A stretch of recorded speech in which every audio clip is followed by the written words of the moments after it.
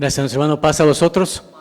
Tomen sus lugares, hermanos, por favor. Vamos a iniciar este día de sábado de tarde con una plática que continuamos en la mañana y hablábamos acerca, hermanos, de lo que significa esta restauración que necesitamos como personas, como seres humanos. Hablamos, por supuesto, de la restauración espiritual y hoy vamos a hablar acerca de la restauración que necesitamos de manera interna, de manera como personas, como seres humanos, una restauración emocional. Y para esto, hermanos, es importante mencionar que todos nosotros necesitamos restaurar lo que se pierde. ¿Estamos de acuerdo con eso? Y las pérdidas las tenemos en muchas maneras. No solamente se pierde a una persona cuando alguien muere, también se pierde cuando algo dejamos de hacer, cuando algo ya no está con nosotros, cuando alguna persona ya no está con nosotros. Entonces, hay pérdidas de muy diversos tipos. Y hoy vamos a platicar acerca precisamente de este tipo de cosas. Voy a iniciar con una frase que vamos a poner aquí en la pantalla y vamos a ir tomando varias de estas situaciones para poderlas platicar y de ahí comenzar esta situación de predicación. Lo primero es, seguramente, hay un rumbo de muchas maneras personal y único. Esto es una situación completamente real. Cada cabeza, así lo decimos incluso, ¿no, hermanos? Cada cabeza es un mundo. Cada persona tiene su propia forma de ser, su propia vivencia, su propio camino. Cada persona es diferente, aunque sean pareja, aunque sea un esposo y esposa, no significa que tengan la misma situación. Aún así, nuestros hijos, aunque son nuestros hijos, cada uno tiene su propia vivencia. Pero también es cierto que hay un rumbo de muchas maneras que es el mismo para todos. Y entonces aquí coincidimos. Aunque hay muchas cosas en las que no somos iguales, hay cosas en las que coincidimos. Y una de ellas es la iglesia. Forma parte de la iglesia, de un mismo cuerpo, de una misma congregación. Y entonces son las cuestiones que nos hacen ser parte de algo que es también algo sólido. También lo de abajo dice, de manera que habrá que encontrar ese rumbo y empezar a recorrerlo. Lo más probable será iniciar solo y sorprenderse al encontrar más adelante en el camino a todos los que van en la misma dirección.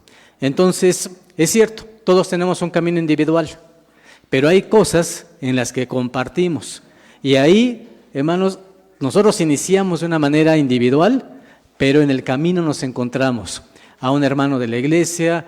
Aquí algunos han encontrado a su pareja, tienen a sus hijos. Y hermanos, esta situación nos hace que podamos llegar a encontrarnos en este camino. Nosotros sabemos que tenemos una meta. Si yo les preguntara, hermano Escoto, ¿hacia dónde vamos como iglesia? ¿Cuál es nuestro objetivo? ¿Qué queremos hacer? ¿Qué responderíamos, hermano? ¿Es cierto eso? ¿Qué más? ¿A dónde queremos llegar como iglesia?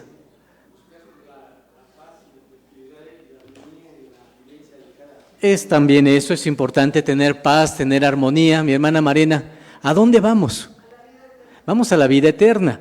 Filipenses capítulo número 3 nos dice que es cierto, tenemos un camino y el camino lo queremos recorrer juntos. ¿No nos gustaría, les pregunto hermanos, que ahí, al final del camino, nos encontremos con las personas que amamos? Por supuesto. No decimos qué felicidad sería encontrarme a mi padre, a mi madre en el camino, encontrarme ahí al final, a los que forman parte de la iglesia, y esas personas que amamos y que son de nosotros, decir, caminamos y estamos ahí al final. Dice Filipenses capítulo número 3, voy a leer el versículo número 9, dice de la siguiente manera, y ser hallado en él, no teniendo mi justicia, que es por la ley, sino la que es por la fe de Cristo, la justicia que es de Dios por la fe. ¿Cuál es el objetivo? A fin es el objetivo con el propósito de conocerle y la virtud de su resurrección y la participación de sus padecimientos en conformidad a su muerte, si en alguna manera llegase a la resurrección de los muertos, no que ya haya alcanzado, ni que ya sea perfecto, sino que prosigo para ver si alcanzo aquello por lo cual fui también alcanzado de Cristo Jesús. Decía Pablo, mira, yo no siento, no creo que ya haya llegado, que ya lo encontré, que ya soy perfecto. Pero aquí algo tengo muy importante, que prosigo, que voy en el camino. Y entonces ahí es donde me encuentro con los demás. Y en el versículo número siguiente dice, el 14, prosigo al blanco, ¿al cual? Al premio de la soberana vocación de Cristo, de Dios, en Cristo Jesús. El objetivo final es que nosotros todos lleguemos al reino. Cuando Cristo vino, dijo, el reino de los cielos se ha acercado. Y la mayor felicidad va a ser sentarse, como hoy están sentados, pero junto a alguien que es parte de a quien quieren. La mayor felicidad es decir, me esforcé y estoy aquí. Me esforcé y a lo mejor no están todos mis hijos, pero está al menos uno o dos. No está toda la familia, pero al menos está. O alguien incluso pudiera decir, estoy solo. Y pudiera pensar eso. Pero no es así. Porque decía Jesús, mira, aquí tienes, le decían, ¿quién es tu padre, tu hermano? ¿Y qué decía Jesús? Los que están conmigo, ahí tengo también a mi madre, a mi padre, a mis hermanos. Y cuando alguien está solo, pues en realidad tiene también a sus hermanos, que somos nosotros. Y de verdad, qué gusto será, hermanos, que termine nuestro trabajo, nuestro avance, nuestra vida, y que nos podamos volver a ver. Y que digamos, no estábamos siempre de acuerdo, pero estamos juntos y alcanzamos el final y estamos aquí en el reino. La soberana vocación de Cristo Jesús. Decía Pablo entonces, quiero llegar a la resurrección de los muertos. No es que ya lo haya alcanzado, sino quiero llegar ahí. Otra parte de la Biblia es el momento cumbre, el momento más esperado para un cristiano, ¿cuál sería? De todo lo que vivimos, ¿cuál será el momento más esperado? Resucitar, dice mi hermano José Luis, muy bien. ¿Ver a quién? Ver a Jesús, exactamente. Primera de los Corintios, capítulo número 15, nos va a decir que precisamente el inicio de ese reino es un momento que nos gustaría compartirlo juntos y que juntos quisiéramos estar ahí. Capítulo número 15 de la Primera de los Corintios, versículo número 51 dice así. He aquí, os digo un misterio. Todos ciertamente no dormiremos, mas todos seremos transformados. ¿No les gustaría que estas palabras se cumplieran?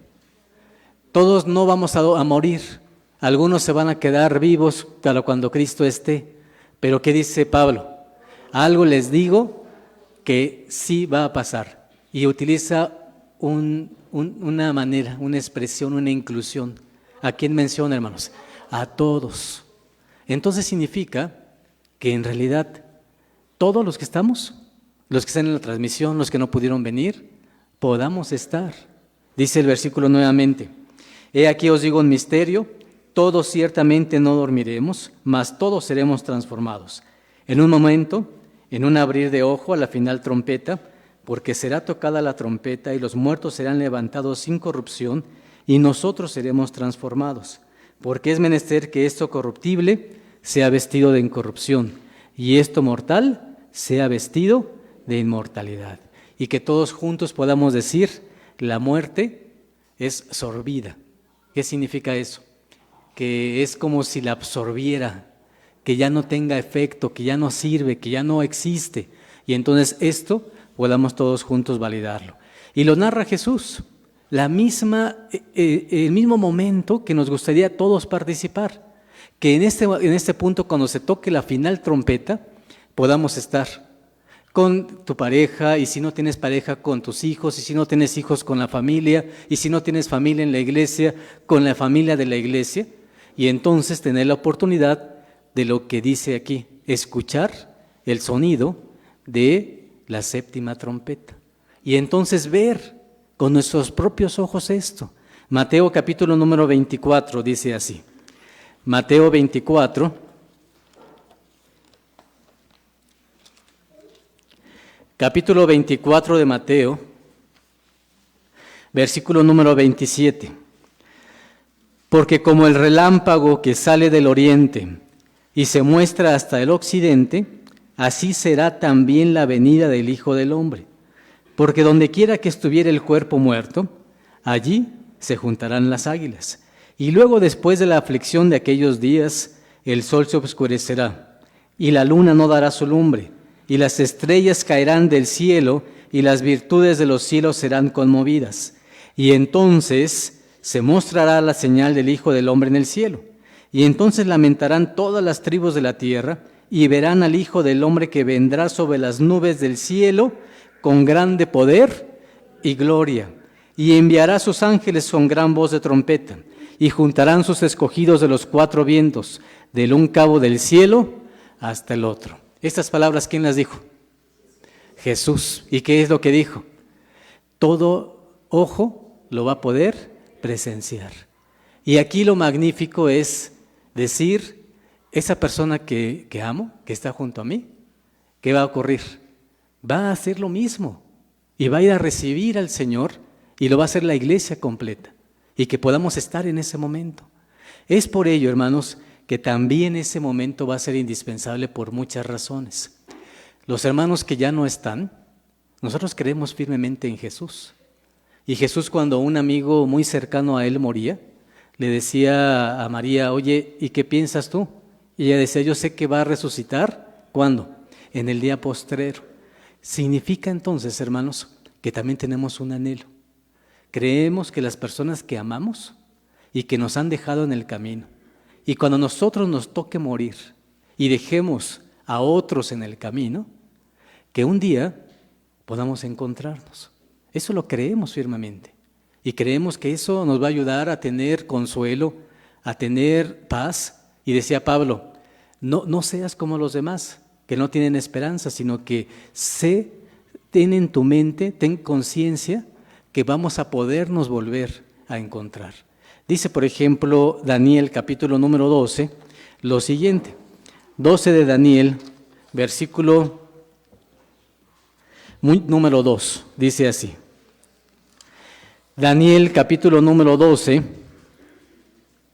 versículo número 2.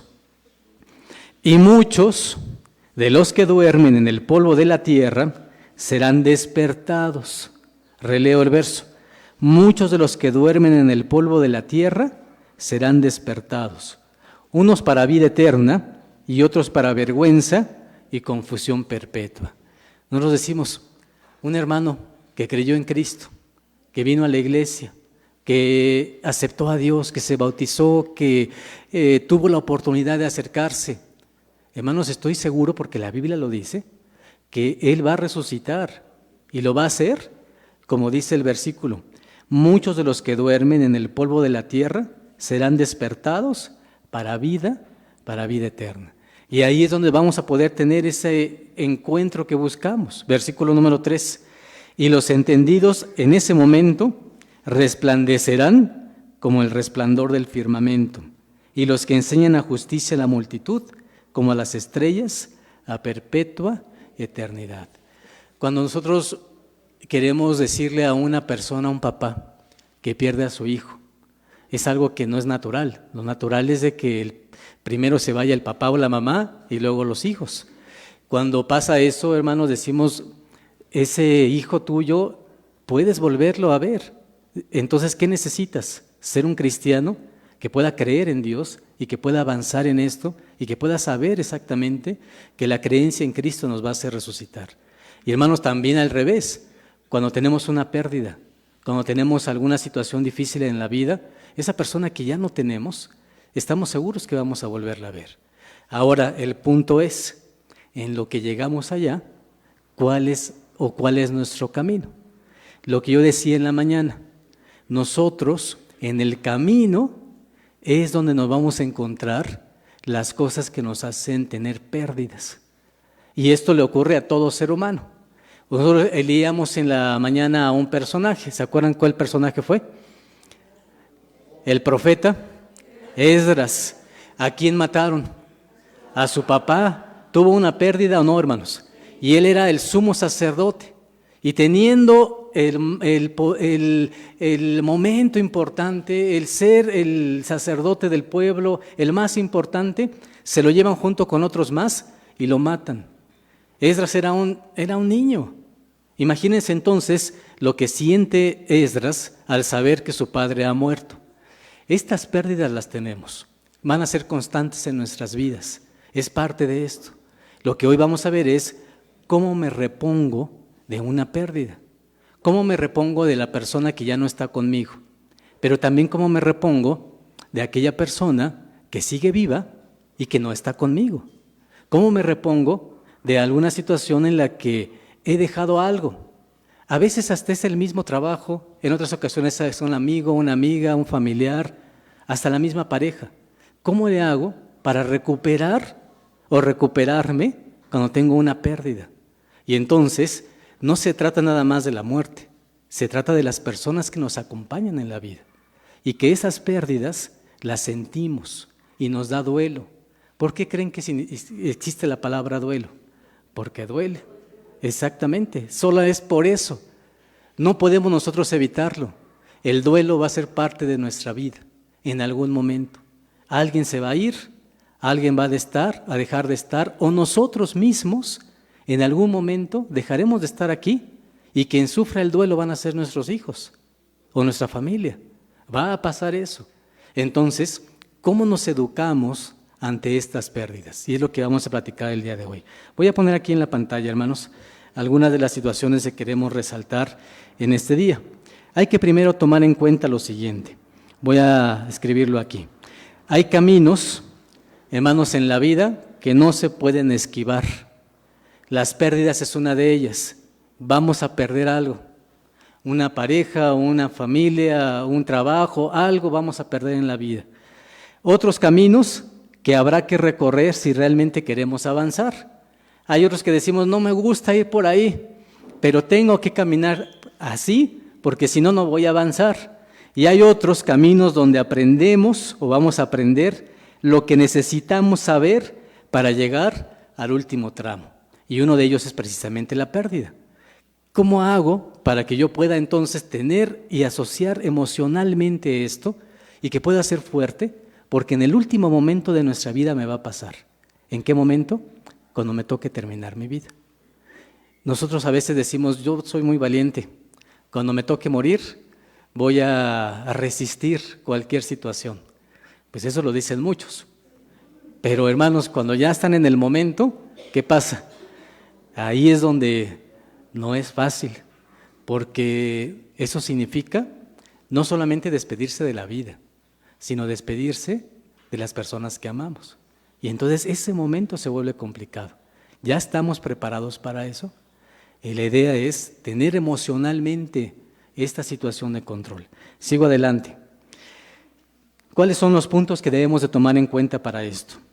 La aceptación de la responsabilidad de nuestra propia vida y saber que no debemos depender de los demás. El primer punto que les invito a reflexionar es este. Tengo mi pareja, pero aún con que tenga mis hijos, tenga mi familia, tengo que aprender a tener una responsabilidad personal. Soy yo mismo y soy autosuficiente de mí mismo. Y eso es algo importante. El siguiente, el entendimiento de las personas con las que nos cruzamos en la vida, nuestros padres, los hijos, la familia, la pareja. Esto se llama el amor al prójimo. ¿Qué significa esto? Hay que tener claridad que todos nosotros vamos a dejar una huella en las personas que conocemos. Poca, la huella pequeña o grande, vamos a dejar una huella en la vida de los otros. Por el hermano que conocimos, por el hermano que toca la música, por el hermano que canta, por el que nos sentamos un día a comer a un protemplo y estuvimos platicando y así lo hicimos durante mucho tiempo. Hermanos, vamos a dejar una huella. Y entonces eso es importante. La huella la vamos a dejar y otros van a dejar también una huella en nosotros. Esa es una interacción que vamos a tener, es irremediable. Siempre va a ocurrir así. No podemos pensar que, hermanos, no interactuemos con los demás. Esto va a ocurrir en nuestras vidas. Siguiente, la experiencia de las pérdidas y de los duelos. ¿A qué nos referimos con esto? Que en algún momento de la vida vamos a perder algo, siempre. Una pareja, hermanos, que son novios y una de ellos ya no está, decidió irse por otro camino, lo que sea. ¿Qué se siente? Una pérdida, se pierde algo. Una pareja que están unidos, que son esposos. Hay situaciones, y en la iglesia tenemos muchas personas que son o padres solteros o madres solteras. Y hermanos, pasa. Y en ese momento tuvieron un problema. Hay otros que son pareja, pero a pesar de que son pareja, no conviven como pareja. Y entonces no están todos los días juntos, no se sienten todavía como pareja, cada quien vive su vida aparte, y a pesar de que siguen juntos, tienen una pérdida, porque no está ahí con ellos. Y entonces esto nos pasa. Nos pasa cuando los hijos se van a ir de la casa, también es eso. Cuando el hijo se va o la hija se va a ocurrir esto y dejamos a nuestros padres solos y ellos van a ir a algún otro lugar a vivir una vida diferente y para ellos va a ser perderlos, a los padres y a los hijos también. Y entonces es una situación recíproca, va a pasar. Las pérdidas son de muy diversos tipos. Hay personas incluso en las que tienen un trabajo y han estado ahí por muchísimos años. ¿Qué me sentirá cuando ese trabajo lo dejo? Aunque me traten mal, le digo, pero es el trabajo que he estado aquí durante tantísimos años. Yo casi tengo 30 años en el banco. Hermanos, si alguna vez he soñado que ya no estoy ahí. Y cuando pasa eso, de veras despierto como angustiado. Digo, pero no quisiera yo salirme ya de esto. Y no, la verdad es que es una pérdida. Uno lo siente así. Mi hermano Alejandro, ¿cuántos años tiene en el banco?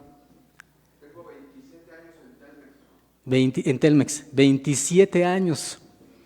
¿Y ya quiere jubilarse? Dice, no, todavía tengo muchas cosas que hacer con los hijos. Hermanos, pero es una pérdida. Hasta eso pasa. Siguiente, la experiencia de la madurez espiritual que llamamos plenitud. Es importante que ocurra lo más pronto posible y sobre todo antes que termine nuestra vida. El crecimiento integral de la Iglesia con la participación y guía de los que ya alcanzaron la madurez y nos ayudan para poder hacerlo. Este es un punto muy importante. Lo que invitamos a la Iglesia y para lo que venimos cada sábado es para que nosotros tengamos madurez espiritual. Para que digamos, ya soy maduro y aprendo que hay pérdidas. Y sé que cuando viene una pérdida, ¿cómo voy a reaccionar? Ya sé que cuando vengo a la iglesia aprendo cómo me debo de llevar con los demás, cómo debo resolver un problema, cómo debo de interactuar con los otros, cómo ser tolerante cuando tengo opiniones distintas y que uno piensa de una manera y otro piensa de otra. A eso venimos, a tener plenitud. La Biblia le llama de esa manera plenitud. Lo importante es en qué momento lo alcanzo. Porque si lo alcanzo cuando ya estoy para morir, hermanos, sería una bendición, porque lo alcancé a final de cuentas. El problema es cuando por más que vengo a la iglesia, no he alcanzado una madurez espiritual. ¿Qué va a ocurrir? Cuando venga Cristo, solamente van a recibirlo los que hayan tenido una plena madurez espiritual. Eso es lo que tenemos que tener claro. Si yo me esforcé por mucho, y dice la Biblia, le llamé Señor, es como si llegara Jesús, y hay una parábola muy clara, que es la de las vírgenes, ¿o no es así? Llega el Señor y no tienen aceite, porque el aceite es el Espíritu de Dios. Sí creo en Él, pero tengo poquito, o se me acaba. Y en lo que van, ¿qué ocurre, hermanos? Se cierra la puerta, y entonces tocan, y dicen, Señor, te conocimos. Y entonces toca y les abren. ¿Quién eres? No, pues es que yo te conocí, quiero entrar. ¿Y qué dice? ¿Qué respuesta tiene? No te conozco. Y la respuesta, la otra parte dice, pero en tu nombre hicimos cosas, te llamaba Señor. Y pues sí, pero no se trata de solamente tener la intención. Eso es lo importante de esta plática de hoy. Madurez espiritual.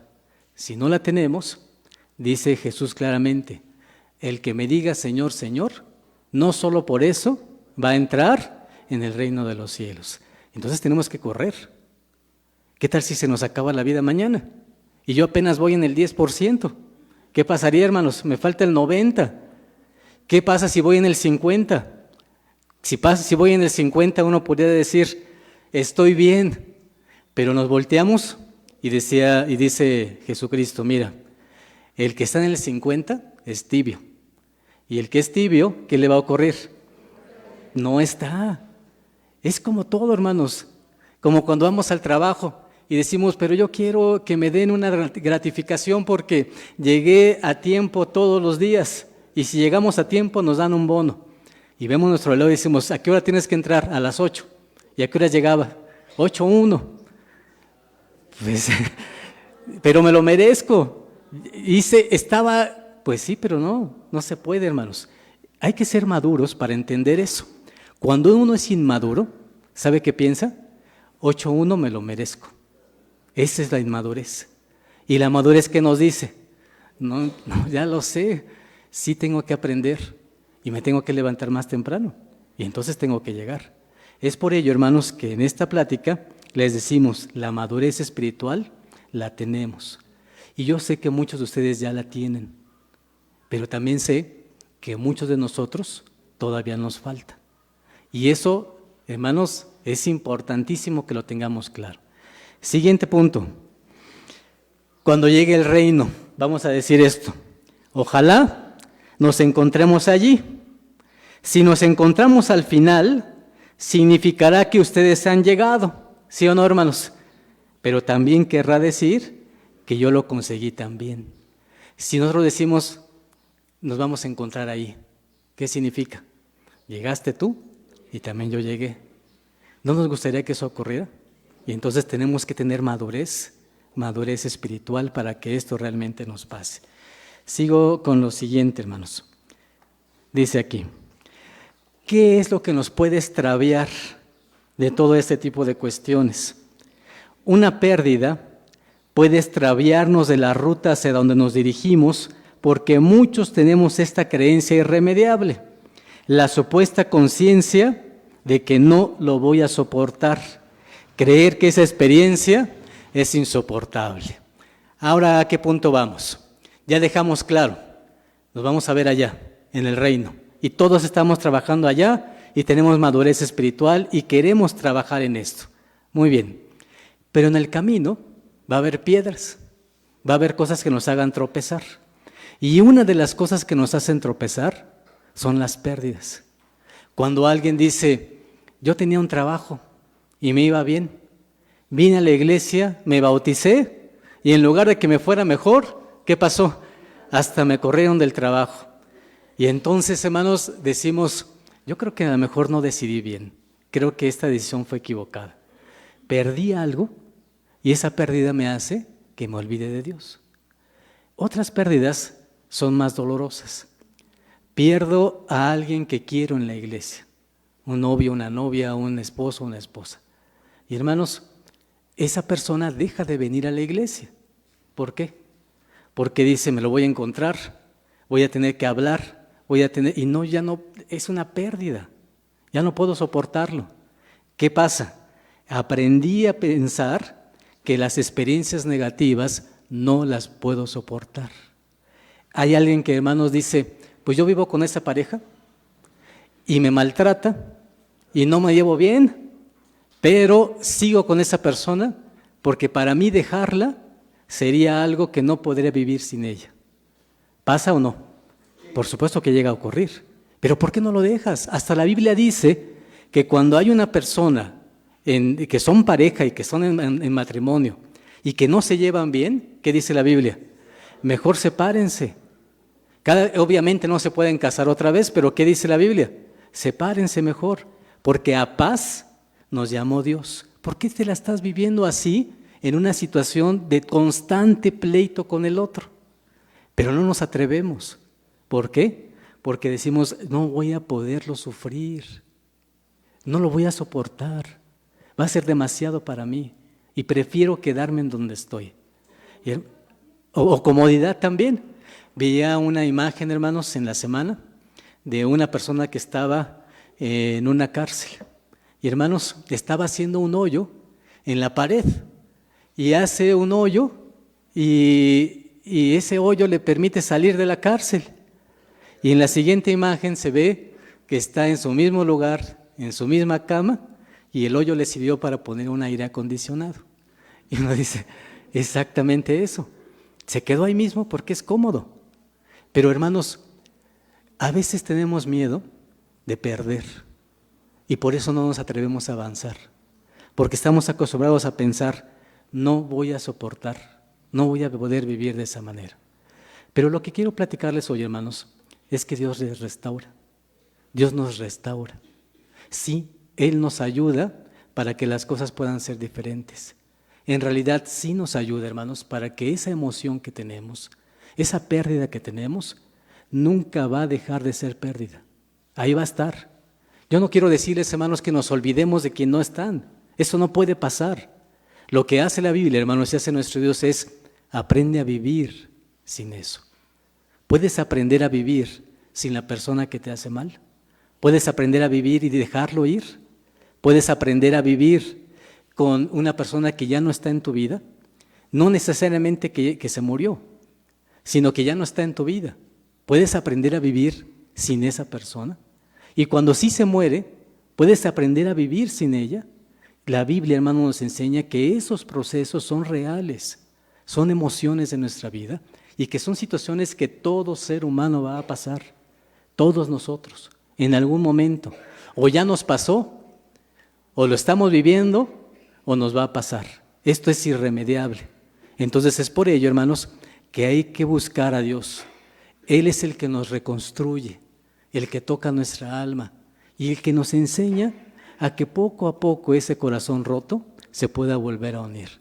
No va a olvidar, pero va a encontrar consuelo en su corazón. Ese es el tema de hoy, hermanos, la restauración que Dios nos da.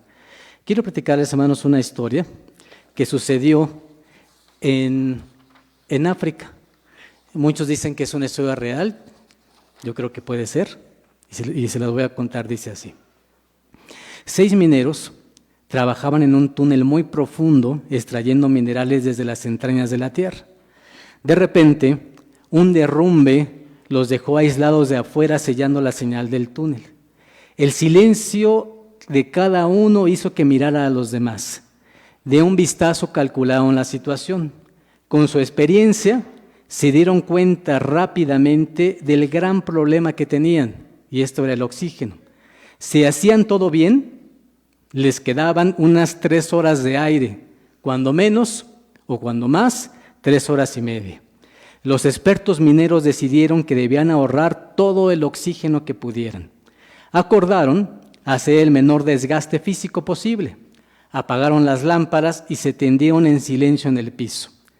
Enmudecidos por la situación e inmóviles en la oscuridad, era difícil calcular el tiempo. Incidentalmente, solo uno de ellos tenía reloj.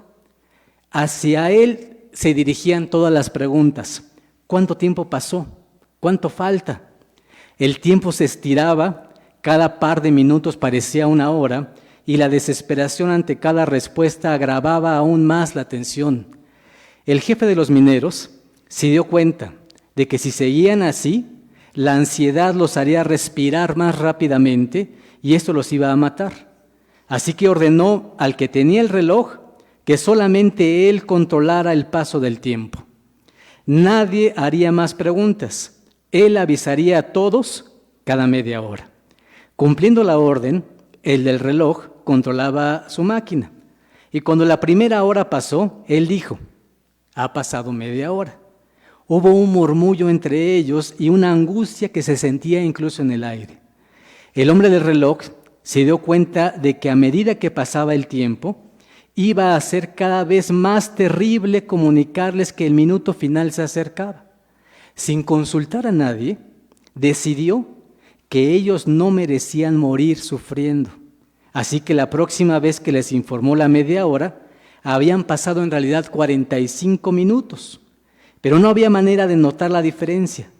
Apoyado en este engaño, la tercera información la dio casi 1 hora después y dijo, pasó otra media hora. Y los 5 creyeron que habían pasado encerrados en total apenas 1 hora y media. Y así siguió el reloj. A cada hora completa les informaba que había pasado media hora. Por afuera, la cuadrilla de rescate apuraba la tarea. Sabían en qué cámara estaban atrapados y que sería difícil poder llegar a tiempo. Llegaron a las 4:30. Lo más probable era encontrar a los 6 mineros muertos.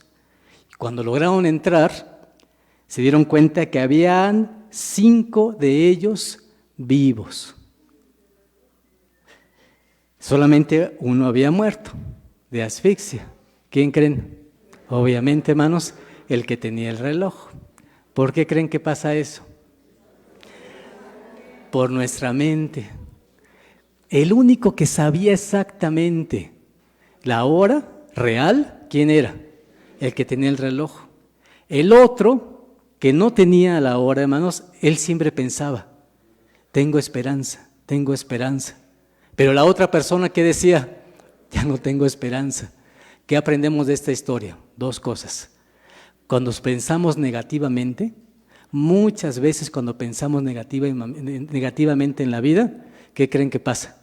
Eso que pensamos nos ocurre. También es cierto que aquella persona que piensa positivamente, ¿qué le ocurre?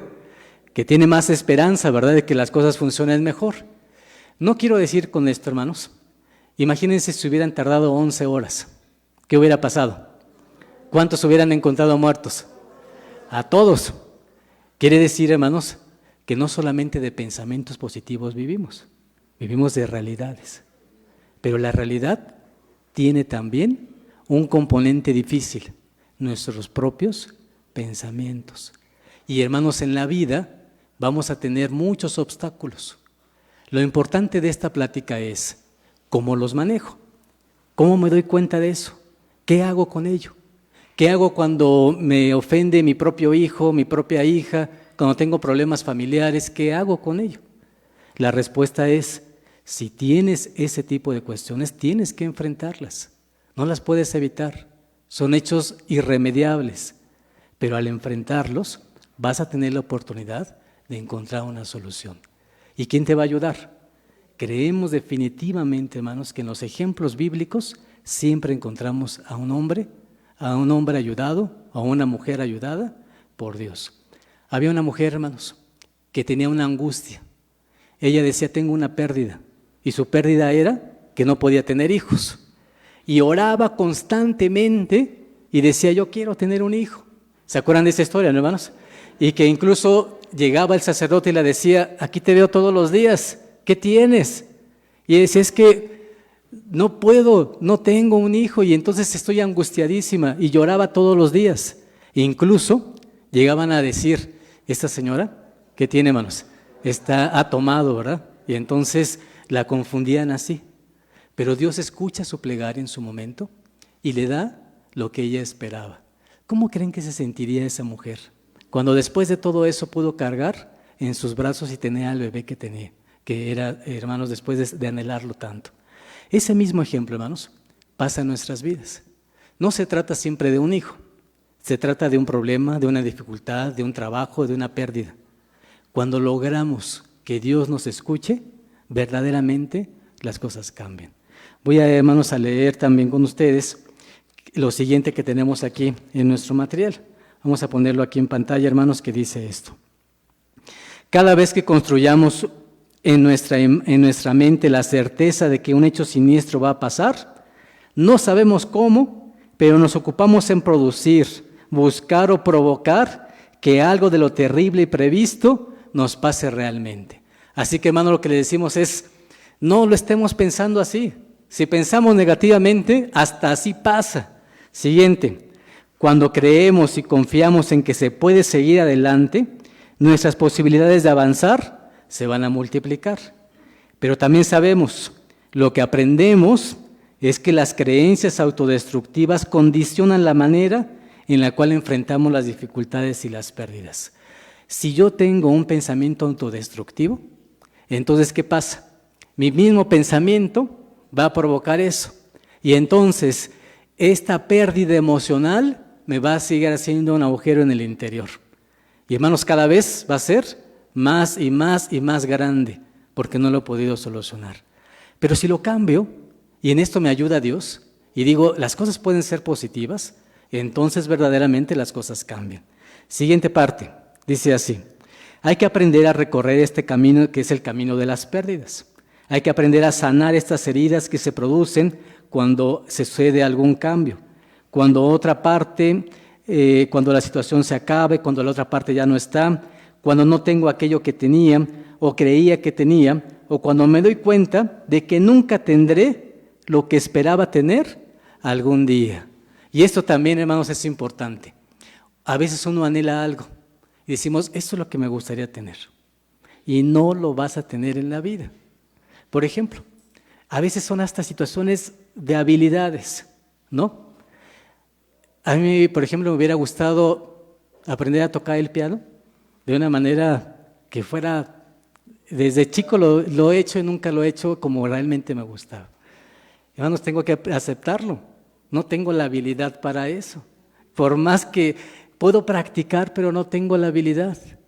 Hay personas que así les va a pasar. Oye, me gustaría esto o aquello, pero también hay que ser humilde y decir, pero no tengo la habilidad, por más que quiera. Hay personas que quieren aprender inglés, ¿o no es así, hermanos? Y llevan 10,000 cursos y ven los de YouTube y los de todos lados y dicen, y no puedo. Hermanos, es que pues hay cosas que a lo mejor no vas a lograr y entonces esas cosas las tienes que dejar ir. Entonces todo tiene su camino y todo tiene su situación. Siguiente, ¿cuáles son los hechos ineludibles en los que a la mayoría de las personas nos va a ocurrir en la vida? Y que hay que aprender a decir, ¿me va a pasar? Tengo que dejarlo ir. ¿Cuáles son? Que nuestros padres van a dejarnos y nosotros vamos a dejarlos a ellos. Va a pasar, sea que se mueran o sea que nosotros nos casemos y nos vayamos de la casa, nos va a ocurrir. Va a haber un día en el cual estemos separados de esa situación, va a pasar y tenemos que enfrentarlo y afrontarlo. También que el amor de nuestros padres nunca será exclusivamente para nosotros. ¿Cómo nos gustaría eso, verdad? Que nuestros padres dijeran solamente a ti. Pero pues no, hermanos, tampoco se puede. Que aquello que nos diere no siempre puede ser remediado. Uno pudiera decir, mira, es que esto me duele, pero no siempre eso va a tener la solución que queremos. A lo mejor sí una solución, pero no siempre la que nosotros queremos. Que esencialmente estamos aquí solos. Y esto, hermanos, a veces nos podríamos decir, bueno, pero ¿no dijiste hace rato que nos encontrábamos en el camino? Y sí, es una realidad, pero también dice la Biblia que cada quien va a dar cuenta por sus propias faltas o por sus propios aciertos. Oye, pero camino al lado del otro y el otro me ayuda a levantarme. Qué bendición que pase eso. Pero al final, qué bueno que tengas quien te apoye, pero al final quien va a responder por las cosas que haces, eres solamente tú. La Biblia dice, incluso el Padre no va a recibir castigo por la forma de ser o los pecados de ¿quién? De su Hijo. Y al revés, el Hijo por los pecados del Padre. Entonces, vamos en conjunto y nos ayudamos a levantarnos unos a otros. Pero finalmente, ante Dios, cada persona va a responder por sí misma. Siguiente, que tendremos que aceptar muchas veces que el amor se mezcla con el odio y que a veces se mezcla lo bueno con lo malo. Qué feo es eso, ¿no, hermanos? Antes que se amaban tanto, pero que ahora ese amor en qué se convirtió. Hay que aceptarlo como es. ¿Hay solución? Sí puede haber solución, por supuesto. ¿La Biblia lo dice o no, hermanos? ¿Cuál es la solución, mi hermano Joel? Cuando una pareja, el amor se convirtió en odio, ¿la Biblia tiene un remedio para eso o no? ¿Cuál es? Que se separen. Y cuando se separen, ¿qué hagan?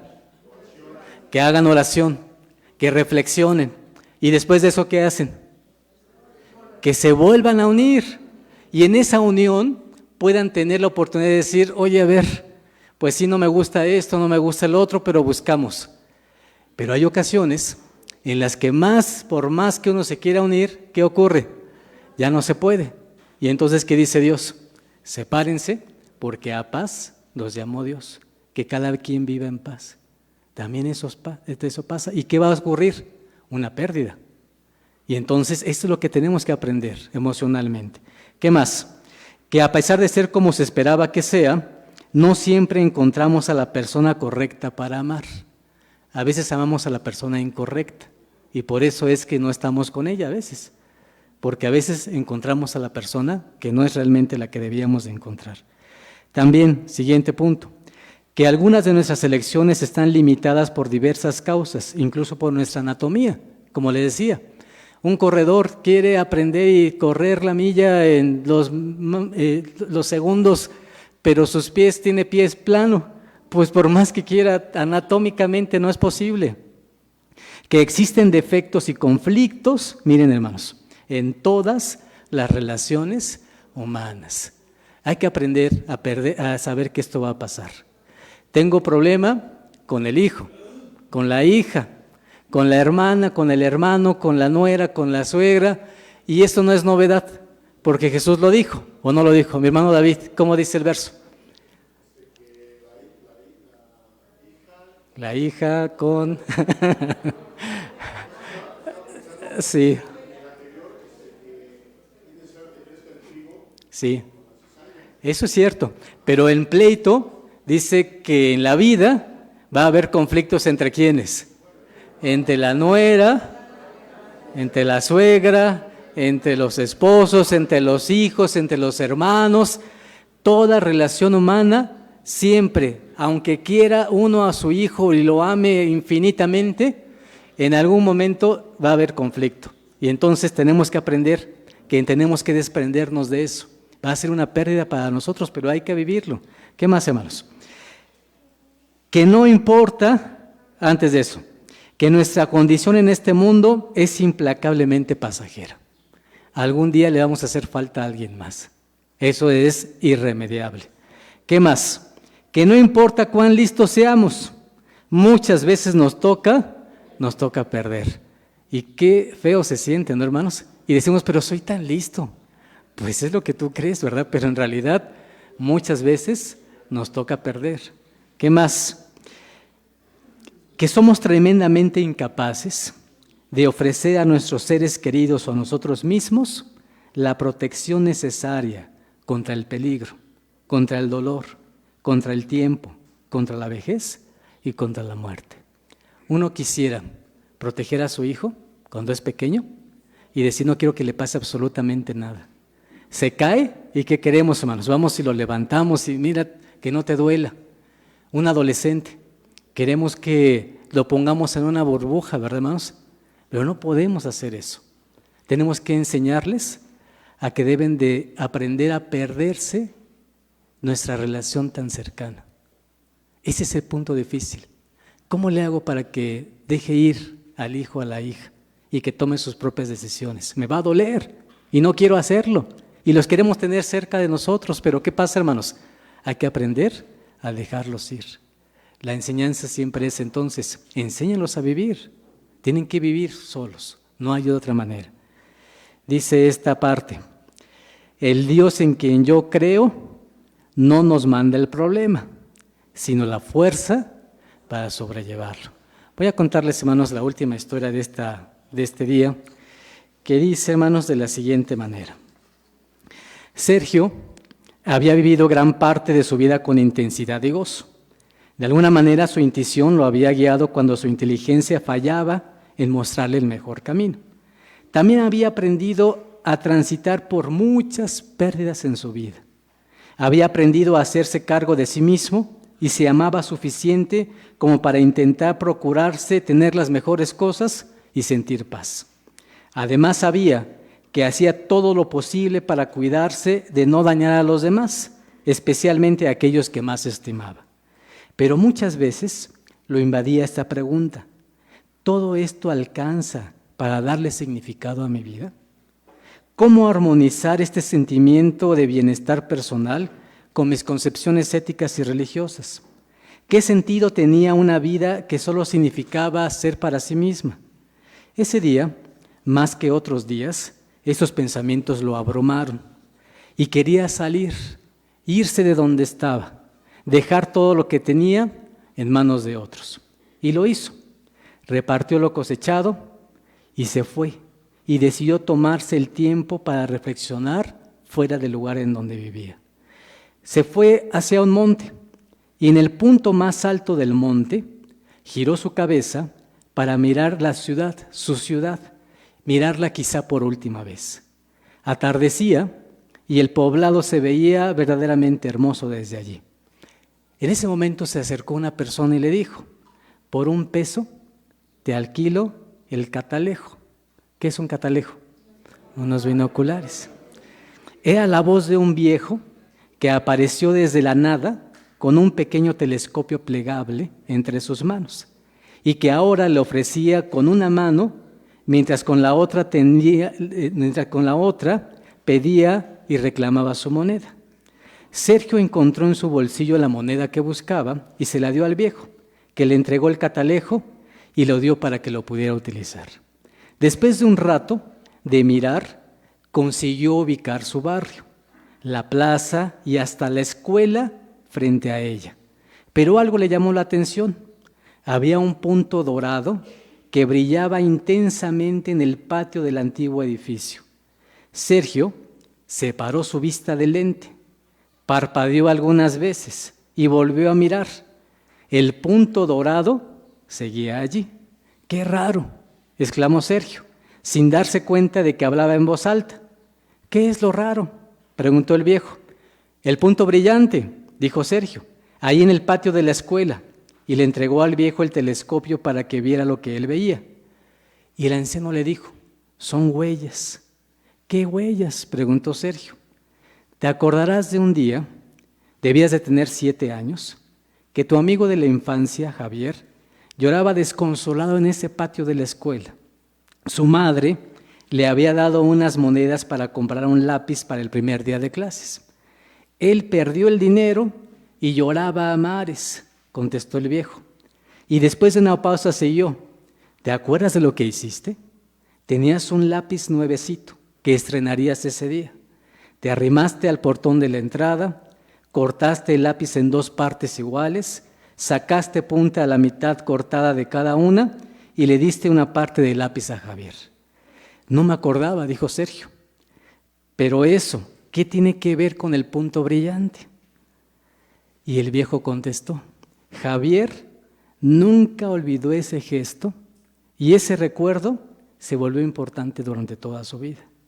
Hay acciones en la vida que dejan huellas en la vida de los demás, explicó el viejo. Las acciones que contribuyen al desarrollo de los demás quedan marcadas como huellas doradas. Volvió a mirar por el telescopio y vio otro punto brillante en la vereda a la salida del colegio, y muchas más. Todas eran huellas en la vida de los demás. Sergio miraba con entusiasmo la ciudad. Ese que está ahí en el centro, siguió el viejo, ese es el trabajo que le conseguiste a don Pedro cuando lo despidieron de la fábrica. Y el otro punto a la derecha, es la huella de aquella vez que juntaste el dinero que hacía falta para la operación del hijo de Ramírez. Las huellas esas que salen a la izquierda son de cuando regresaste de un viaje en el que estabas porque la madre de tu mejor amigo había muerto y quisiste estar con él. Apartó la vista del telescopio y sin necesidad de él empezó a ver cómo muchos puntos dorados aparecían por toda la ciudad. Al terminar de ocultarse el sol, todo el pueblo parecía iluminado por las huellas. Después de esto, Sergio decidió que debía de regresar a su misma casa. Su vida comenzaba de nuevo, pero ahora desde un punto de vista diferente, desde un lugar distinto, desde una mirada distinta, desde el punto y el sentido de la vida que se puede vivir a pesar de todas las pérdidas. Esa es la historia final, hermanos, y lo que quiero decirles es cierto, estamos solos, cada uno, pero tenemos una ventaja, una gran ventaja, que en el camino donde vamos hay un hermano y una hermana, que ciertamente no nos van a ayudar cuando Dios reclame nuestras obras buenas o malas, pero sí a levantarnos en el camino cuando caemos. Y qué bien se siente tener un hermano, un amigo, que cuando no estamos haciendo algo bien, va con nosotros y nos levanta. Cuando hemos dejado de venir a la iglesia, nos llama por teléfono y nos dice: oye, no te he visto. Cuando, hermano, necesitamos o estamos enfermos, Va a ese hermano y ¿qué pasa, hermanos? Nos atiende, nos cuida, nos procura. Qué bien se siente cuando un hermano que está enfermo, a mí me ha tocado ir cuando una persona está enferma en el hospital, y hermanos, tan solamente el hecho de llegar al hospital y regalarle, porque eso es lo que hacemos como ministros, regalarle una unción que no es mía, sino de quién, hermanos, de Dios. El agradecimiento que viene de regreso, hermanos, es mayor que todo el trabajo que significa ir hasta ese lugar. Pero también para las personas que somos parte de la iglesia, el poder escuchar al otro, el poder, hermanos, compartir la vida, el poder estar aquí en la iglesia. Esa es la manera en la que nuestro Dios construye nuestras vidas. Y es ahí donde descubrí algo. Dios no va a venir a levantarme con su mano, lo va a hacer a través de otra persona. Cuando Dios dice que construye nuestras almas, que recompone nuestras vidas, lo hace a través de los demás. Y entonces, hermanos, es donde decimos, qué maravilla, compone nuestra alma. Y a veces una persona solamente necesita ser escuchada, ni siquiera espera que yo le diga algo, simplemente que pueda escuchar su corazón. Y hermano, de esa manera encontramos una reconstrucción en nuestras vidas. Y nos damos cuenta entonces, es cierto, Dios reconstruye el alma y lo hace con las personas que tenemos al lado. ¿Qué finalmente decimos? A veces no nos hemos llevado bien, las parejas no se llevan bien, a veces todo comienza bonito al principio y las cosas se distancian. Pero también es cierto darnos un tiempo para reconciliarnos. También es cierto apreciar al hermano que tenemos a un lado. Apreciar al que toca la música, al que recoge los diezmos, al que cierra las tablas de la ley, al que nos sirve un protemplo, al que limpia la iglesia. ¿O no es así, hermanos? Y entonces sentirnos como parte de un todo.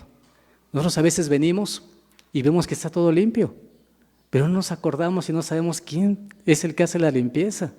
¿Quién deja la banca lista para que yo me pueda venir a sentar? ¿Quién es la maestra que atiende a nuestros niños? ¿Quién es el maestro o la maestra que atiende a los adolescentes y que nos cuesta tanto trabajo encaminarlos? ¿Quién es aquel hermano o hermana que escucha la voz de un adolescente, de un joven que necesita ser escuchado, de un adulto que necesita saber y decir me siento triste, necesito que alguien me abrace? Y hermanos, ese es la reconstrucción del alma que hace nuestro Dios. Lo hace a través de cada uno de nosotros. ¿Qué aprendemos entonces? Extendamos la mano. Cada vez que extendemos la mano, estamos haciendo la obra de nuestro Dios. Y voy a terminar, hermanos, con un texto de la Biblia. Y este texto, hermanos, es una maravilla de texto, en mi opinión, porque, hermanos, nos dice lo siguiente. Marcos capítulo número 9, versículo número 14, dice así. Marcos capítulo número 9.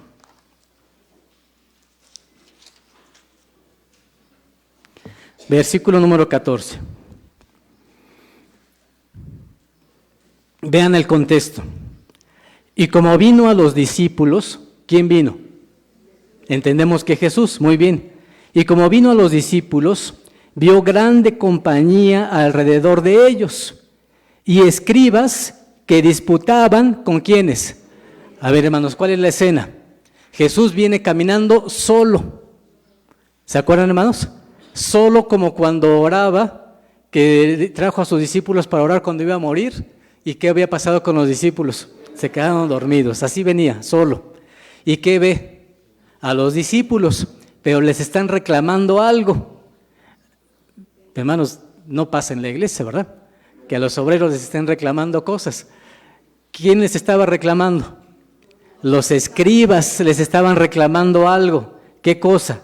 Versículo 15. Y luego, no solamente los escribas, luego toda la gente, viéndole, se espantó y corrieron a él y le saludaron. Y preguntóles, ¿qué disputáis con ellos? Y respondiendo uno de la compañía dijo, Maestro, traje a ti mi hijo, que tiene un espíritu mudo, el cual, donde quiera que le toma, le despedaza, y echa espumarajos, y cruje los dientes, y se va secando. Y dije a tus discípulos que echasen fuera, ¿y qué pasó? y no pudieron. Y respondiendo él les dijo: oh generación infiel, ¿hasta cuándo estaré con vosotros? ¿Hasta cuándo os tengo de sufrir? Traédmele. Y se le trajeron, y como le vio, luego el espíritu le desgarraba, y cayendo en tierra se revolcaba echando espumarajos. Y Jesús preguntó a su padre: ¿cuánto tiempo ha que le aconteció esto? Y él dijo: desde niño. Y muchas veces le echan el fuego y en aguas para matarle. Mas si puedes algo, ayúdanos, teniendo misericordia de nosotros. Y Jesús le dijo: si puedes creer, al que cree, todo es posible. Y luego el padre del muchacho dijo, clamando: creo, ayuda mi incredulidad. Y como Jesús vio que la multitud se agolpaba, reprendió al espíritu inmundo, diciéndole: espíritu mudo y sordo, yo te mando, sal de él y no entres más en él. Entonces el espíritu, clamando y desgarrándole mucho, salió y él quedó como muerto, de modo que muchos decían: está muerto. Mas Jesús, tomándole de la mano, enderezóle y se levantó. Yo les decía, hermanos, que era una historia extraordinaria. Yo la pienso así por varios motivos. ¿Cuáles son? La primera, llega Jesús y les dice: no pudieron sacarlo. ¿Cuál es la respuesta? ¿No saben ustedes que no voy a estar todo el tiempo aquí? ¿No saben ustedes que me tengo que ir? ¿Que ustedes me van a perder? ¿Hasta cuándo voy a estar con ustedes? Tienen que aprender a resolver las cosas por ustedes mismos. Esto es lo mismo que queremos con nuestros hijos, ¿o no es así, hermanos? ¿Hasta cuándo vamos a estar nosotros? No lo sabemos. Es lo mismo que le ocurre a Jesús. Después de esto, hermanos, llega y le dice: ¿desde cuándo está este joven así? ¿Y cuál es la respuesta? Desde niño. ¿Cuántos años, cuántos días, cuántas cosas sufría el padre? Lo describe. Y él dice: en ocasiones se echa al agua, en ocasiones al fuego, en ocasiones esto, el otro. Y le dice: mira, si puedes al menos ayudarme en algo, ayúdame. Esa es la propuesta de esta persona. ¿Y qué le dice Jesús? Si puedes creer, al que cree, todo es posible. ¿Y qué responde? Es una maravilla de respuesta. Él dice: es cierto, soy un incrédulo. Ayuda mi incredulidad. Hermanos, esa es la ventaja que tenemos en Cristo. Ayuda Él nuestra incredulidad. Así que, ¿cómo restaurar nuestro corazón? Hermanos, ¿cómo restablecerlo? ¿Cómo volverlo a armar en esos pedacitos que se ha roto? Primero, hermanos, tenemos que creerlo. Hay un texto que dice: lo verás cuando lo creas. Así que, hermanos, lo primero hay que creerlo. Y no creerle a mí. ¿Creerle a quién, hermanos? Creerle a nuestro Dios.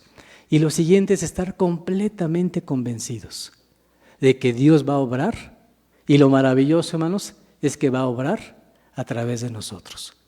Cuando una persona no tiene a su mamá o a su papá, hay otro hermano, otra familia, otra persona que va a hacer las veces de papá. ¿O no creen que eso pasa? Por supuesto.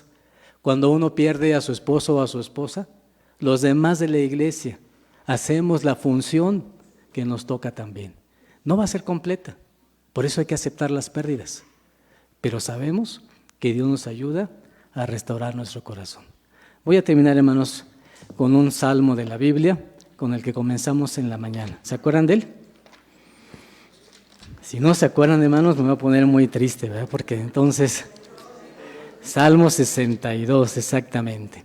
Y ahora tiene sentido. Vean, hermanos, el texto y que dice así: en Dios solamente está callada mi alma. De Él viene mi salud. Él solamente es mi fuerte y mi salud.